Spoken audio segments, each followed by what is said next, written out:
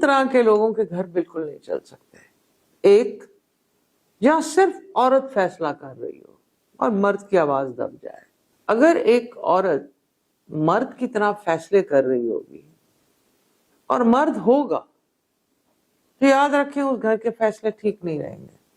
دوسرے جہاں سارے ہی فیصلہ کر رہے ہوں، کئی دفعہ میں نے دیکھا کہ گھر کا ہر بندہ ایک فیصلہ لینے کی پوزیشن میں اپنے آپ کو کر کے ایک فرکشن پیدا کر دیتا ہے.